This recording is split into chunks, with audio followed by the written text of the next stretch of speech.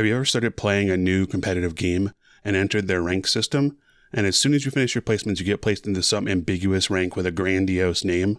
You know you are pretty bad since you just started playing the game, so why is your rank Hall of Champions? Well, that is one thing that I really like about how Riot handles League's ranked system. It's one of the few games out there that doesn't BS you about your rank. It doesn't give you some participation trophy title when you are obviously bad. In League, the Hall of Champions is bronze. One downside to it is I think players who actually have a good rank in League beat themselves up about it. If you are a gold player in League of Legends, you are good at this game, and I'm tired of pretending you aren't. It's become very fashionable to emulate high elo streamers and copy the way they insult people. I've been hard stuck gold all my League life, don't know what to do to get out planning. Should I be a meta slave or am I just a bad player? Well, you are a bad player. The reality is what you could do is you could just follow my Patreon solo queue tier list. Everyone insults the players who are slightly lower ranked than they are. If you are Plat 3, then a terrible player is hard stuck gold 1. If you are Diamond 4, then a Plat 1 player is hard stuck in garbage. If you're Challenger, that makes everyone in Masters boosted and elo inflated. First off, this is a terrible attitude to adopt. Emulating a professional League of Legends streamer is probably the dumbest possible behavior. These guys are generally ill-adjusted, toxic man-babies who do not have the emotional maturity to hold a minimum wage job. And it's even worse if a much better job fell into their lap. Just look at Reginald. The truth is that almost no one watching this video will ever get Challenger. I certainly will never get Challenger. Copying the behaviors of a 23-year-old Challenger player who spends 10 hours a day playing League is pretty pathetic. But I think the saddest thing is when players who watch the streamer copy them and start putting down their own achievements. So let's adjust our mindset and stop pretending people just slightly below us are hard stuck. Let's give ourselves a little credit and take some pride in our accomplishments. In this video, I will show you why a gold player in League is actually doing really well and hopefully change some opinions. Let's talk about the stats first of all. If you're a gold 4, you are already better than the majority of ranked players. All my data is coming from end of season and is taken from Esports Tales, link in the description. End of season is actually when the data is most top heavy, so you could say it's the least generous to players. Right now, as I write this article early in the season, a gold 1 player is in the top 10% of all ranked players. But we will use end of season data. Here's the graph that shows League's rank distribution has a distorted bell curve shape because players are aiming to get the end of season ranks. A gold 4 player is in the 56th percentile or higher. That means he's better than at least 56% of all League players who play ranked. But here's a very interesting thing. If you rank yourself up to gold 1, you are in the 83rd percentile of all ranked players. That means that only 17% of players hold a higher rank than you do. For a rank that lots of players put down as a terrible one, being in the top 20% may actually surprise some people. Let's look at another game and see how they treat their ranks. The most obvious competitor is Dota 2, the game most people compare directly with League. It has a very similar ranking system to League, except it has an entire division added between Gold and Platinum. Dota's mid-ranking is Archon 1, which is sort of like Gold in League, but it's hard to compare because of the extra division. The middle ranks are not too far apart, but where we can see the major difference in ranks comes in the top end of Dota 2. They only have one top tier. Their equivalent to Challenger tier is called Immortal, and it isn't broken into 3 groups like our Master, Grandmaster, and Challenger. The top tier of Dota 2 is 1.7% of all players, but for League, if you combine all 3 tiers, it's only 0.2%. Dota's Challenger is 8 times bigger than our Masters, Grandmaster, and Challenger combined. The important thing to realize here is that Dota has an entire division that League of Legends does not. In Dota, the Archon division covers the same amount of elo as Gold 4 and Gold 3 in League. Both games have relatively balanced distribution. Average League players are slightly ahead of the average Dota player's relative tier placement, but Dota's highest tier is grossly inflated compared to League. So you can say the average League player has slight rank inflation compared to Dota, but the top-level Dota players are much more inflated than top-level League players. If you guys want to see a really rank-inflated game, look at Rainbow Six Siege. This game inflates all their players who play ranked, with very few placing in lower divisions, and is a total participation trophy ranked system. In League, Gold is a giant division, and as you climb, you are really climbing your way up the percentage rank, to the point where Gold 1 is way into the next division of League's closest competitor.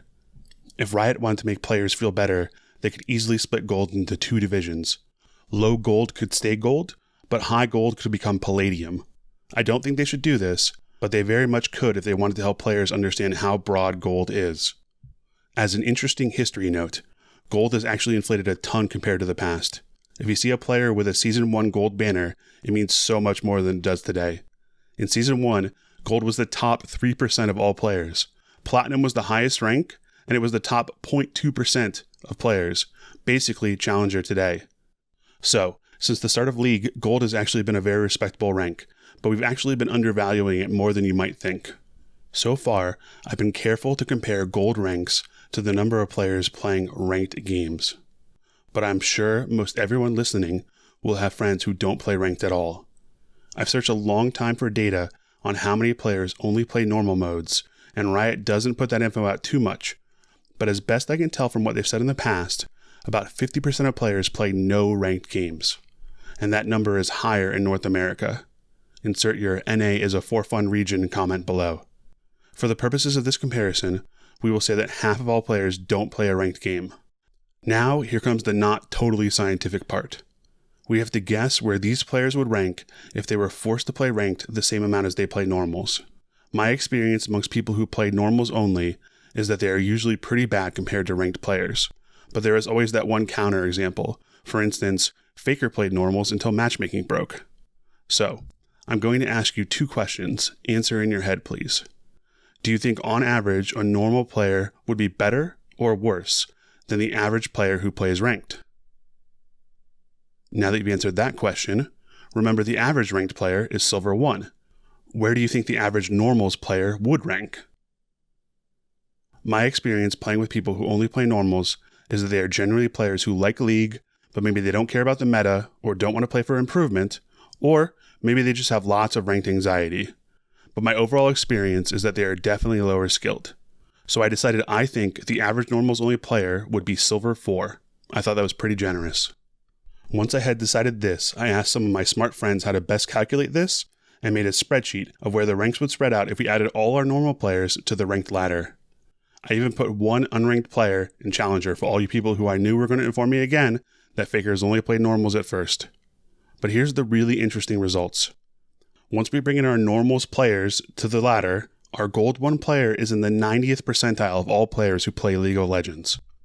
That puts him or her in the top 10% of all League players. To put that in perspective, according to scholarshipstats.com, 12% of all high school baseball players will go on to play baseball in college. College athletes are considered very good at their sport. When I was in college, I challenged the scholarship basketball player to a one-on-one game. I'm a pretty tall guy, and I'm good at basketball. So we decided to play to 9 points, and he spotted me 7 points before the game even started. I was pretty insulted at this until he beat me 9-8, meaning I only actually scored 1 point on this guy, and that one was pretty lucky. College athletes are scary good compared to a recreational player like myself, and that's the point I want to make here. A high gold player significantly outskills a recreational player, and there are a lot of those in League of Legends. I get tired of everyone trying to bully people based on rank. I've been there before. Some Yasuo main ints my game, and I pull up their op.gg and let them know that they are hard stuck in plat, even though I've been hard stuck in plat before. So I'm going to try and change my ways, and I'm going to challenge you to change your ways too. As long as you're not a 23-year-old Challenger streamer, they will keep on being giga cringe. The next time a Yasuo main ints our game away and spends the entire time insulting everyone else, you and I will not flame him. Okay, that's a lie. But when we do, we won't insult him because he's a gold or a plat player. We will insult him for a legitimate reason, because he could play any champ in this game, and he chooses to play Yasuo. If you play on NA and you are interested in trying out new strategies, especially in flex mode, consider joining my Discord server. The link is in the description. We also discuss off-meta strategy there, and I get feedback for upcoming videos, so anyone who is interested is welcome to join. If you like this channel and want to support it, the best way to do that is to watch to the end, which you've already done, and then subscribe, like, and comment on this video. I worship at the altar of the algorithm, and the faithful must follow its strange and demanding rituals. Shout out to my sister for helping me with the stats for this video. She's got a double master's in economics and is much smarter than I am. Also, thanks to the people on my Discord server who pointed me in the right direction on some stats and data.